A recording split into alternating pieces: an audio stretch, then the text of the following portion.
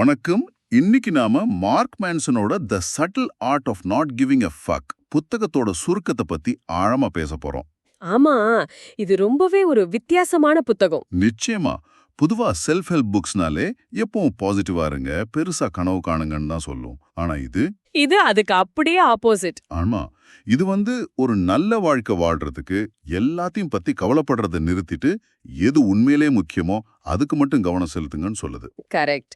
உங்க கவனத்தை எங்க செலவு செய்றீங்கன்றதுல தான் விஷயமே இருக்கு. சரி, வாங்க இதுக்குள்ள இன்னும் என்ன இருக்குன்னு விரிவாக பார்ப்போம். பார்க்கலாம். இந்த புத்தகத்தோட தலைப்பை பார்த்த உடனேயே எல்லாத்தையும் கண்டுக்காம ஒரு அலட்சியமா இருக்கணும்னு சொல்றாங்களோன்னு தோணும். ஆமா, நிறைய பேர் அப்படிதான் நினைப்பாங்க.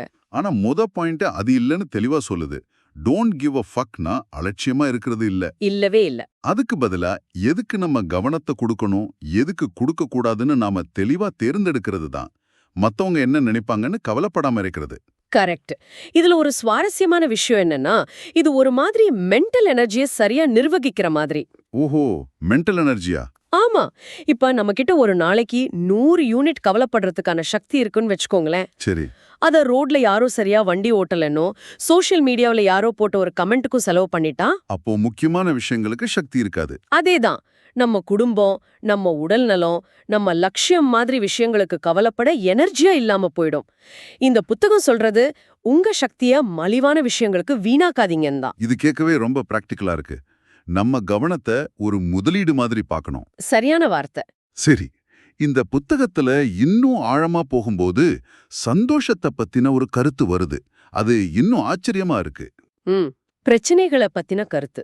ஆமா, சந்தோஷம்னா பிரச்சனை இல்லாத வாழ்க்கை இல்ல, அதுக்கு பதிலா நல்ல பிரச்சனைகளை தீர்க்கறதுல தான் சந்தோஷமே இருக்கு அப்படின்னு சொல்லுது. இது நாம வழக்கமா நினைக்கிறதுக்கு நேர் எதிரா இருக்கு இல்லையா? ஆமா, இதுதான் இந்த புத்தகத்தோட மையமான கருத்துக்கள்ல ஒண்ணு.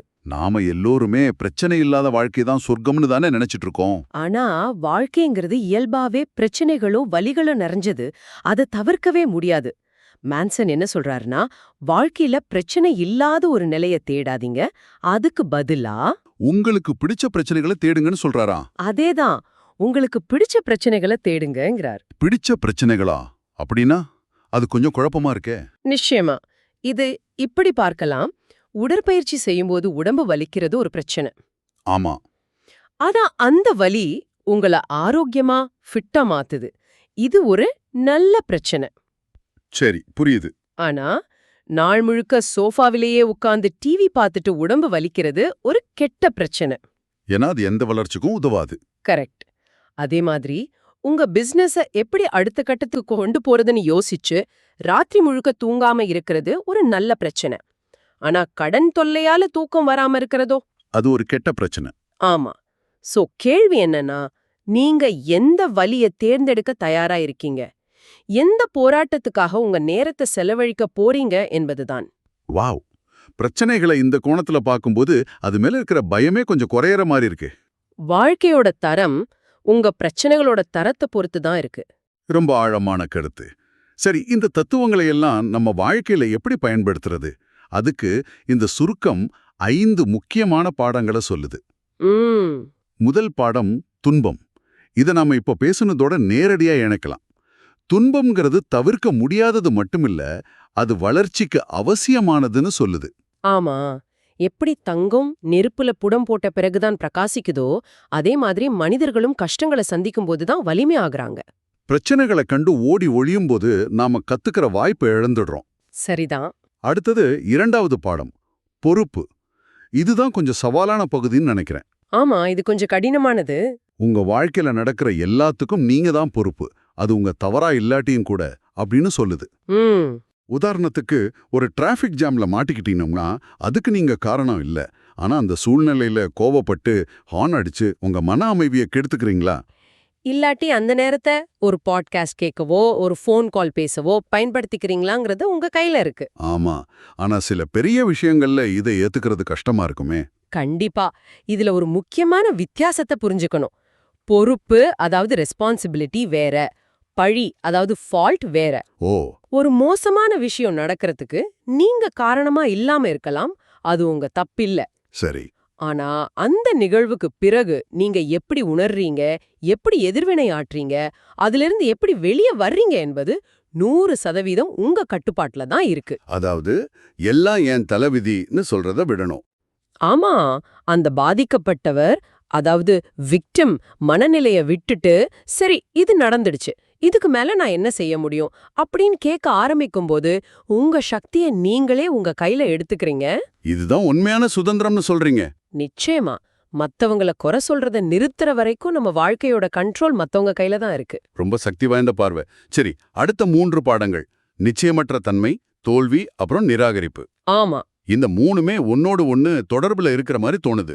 இவை 3மே நம்ம அகங்காரத்தை, ஈகோவை தாக்குற விஷயங்கள் இல்லையா? மிகச்சரியா சொன்னீங்க.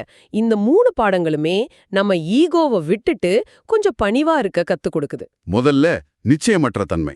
ஆமா, எனக்கெல்லாம் தெரியும், நான் சொல்றதுதான் சரின்னு நாம உறுதியா நம்ப ஆரம்பிக்கும்போது நம்ம வளர்ச்சி அங்கேயே நின்னுடும். புதுசா எதையும் கத்துக்க மாட்டோம். ஆனா நான் நம்புறது தவறா கூட இருக்கலாம் அப்படின்னு ஒரு சின்ன சந்தேகத்துக்கு இடம் கொடுக்கும்போது நாம கத்துக்க தயாராகிறோம். ஆமா. அடுத்தது தோல்வி. நாம குழந்தையா இருக்கும்போது நடக்க கத்துக்கும்போது 100 தடவை கீழே விழுந்திருப்போம். ஆனா அதை ஒரு தோல்வியா நினைக்கவே இல்ல. ஆனா வளர வளர தோல்வினா ஏதோ பெரிய அவமானம்னு நினைக்க ஆரம்பிச்சிடுறோம். உண்மை. புத்தகம் என்ன சொல்லுதுன்னா, தோல்வி இல்லாம முன்னேற்றமே கிடையாது. நீங்க ஒரு விஷயத்துல வேகமா முன்னேறணும்னா அதிகமா தோல்வி அடைய தயாராகணும். ஒவ்வொரு தோல்வியும் ஒரு பாடம். ஒரு ஃபீட்பேக் மாதிரி, இந்த வழி சரியில்லை, வேற வழியில முயற்சி செய்யு நமக்கு கிடைக்கிற ஒரு தகவல் தான் அது. சரி, 5வது பாடம் நிராகரிப்பு. இது 2 பக்கமும் வேலை செய்யும்னு சொல்றாங்க. ஆமா, ரிஜெக்ஷன். மத்தவங்க நம்மள நிராகரிக்கும் போது அதை தாங்கிக்கிறதும் முக்கியம். அதே சமயம் நமக்கு வேண்டாத விஷயங்களுக்கு இல்லைன்னு சொல்லி நாம நிராகரிக்க கத்துக்கிறதும் ரொம்ப முக்கியம். இது ரொம்ப முக்கியமான பாயிண்ட். பல பேர் மத்தவங்கள காயப்படுத்த கூடாதுன்னு தனக்கு பிடிக்காத விஷயங்களுக்கெல்லாம் சரி சொல்லிட்டு அப்புறம் கஷ்டப்படுவாங்க. ஆமா, இல்லைன்னு சொல்றது ஒரு சுயநலமான செயல் மாதிரி பார்க்கப்படுது. ஆனா உண்மை அதுவல்ல. இல்லை சொல்றது உங்க எல்லைகளை வரையறுக்குது. உங்க நேரத்துக்கும் சக்திக்கும் மதிப்பு கொடுக்குது. கரெக்ட். எல்லாத்துக்கும் ஆமான்னு சொல்றீங்கன்னா உங்க வாழ்க்கையில எதுக்குமே நீங்க உண்மையான முக்கியத்துவம் கொடுக்கலன்னு அர்த்தம். எது முக்கியம்னு முடிவு பண்ணிட்டா சம்பந்தமில்லாத விஷயங்களுக்கு இல்லை சொல்றது சுலபமாயிடும். சரி, இந்த 5 பாடங்களும் கேட்க ரொம்ப நல்லா இருக்கு. ஆனா இதையெல்லாம் நம்ம வாழ்க்கையில எப்படி நடைமுறைப்படுத்துறது? அதுக்கு ஏதாவது வழிகள் சொல்லப்பட்டிருக்கா? நிச்சயமா. இதுதான் இந்த புத்தகத்தோட அழகு.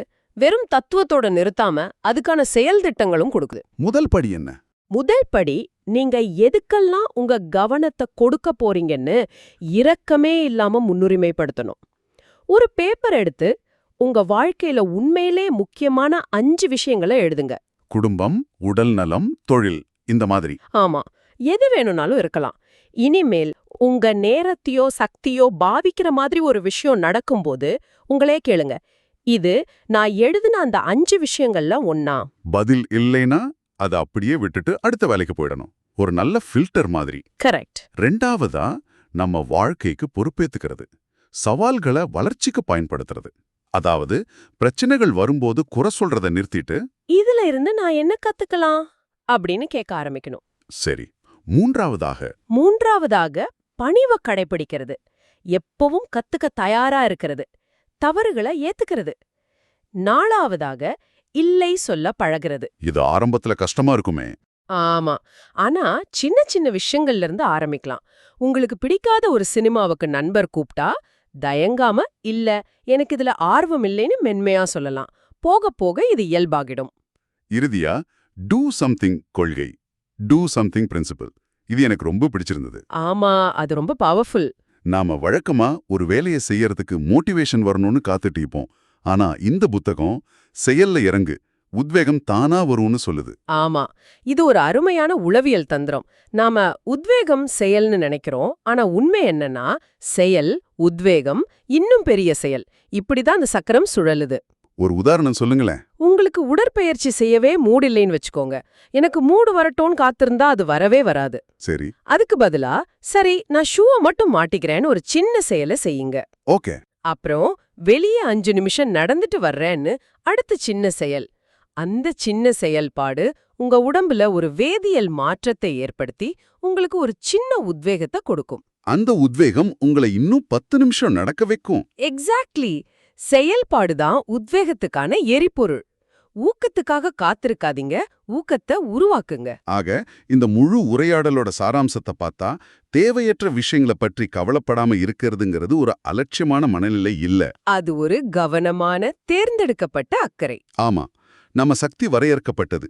அதை எல்லாத்துக்கும் கொடுத்து வீணாக்காம நமக்கு உண்மையிலே எது முக்கியமோ அதுக்காக மட்டும் முழுமையா போராடணும். நம்ம போராட்டங்களை தேர்ந்தெடுக்கிறது, நம்ம எதிர்வினைகளுக்கு பொறுப்பேற்கிறது. வாழ்க்கையோட கஷ்டங்களை ஏத்துக்கிறது.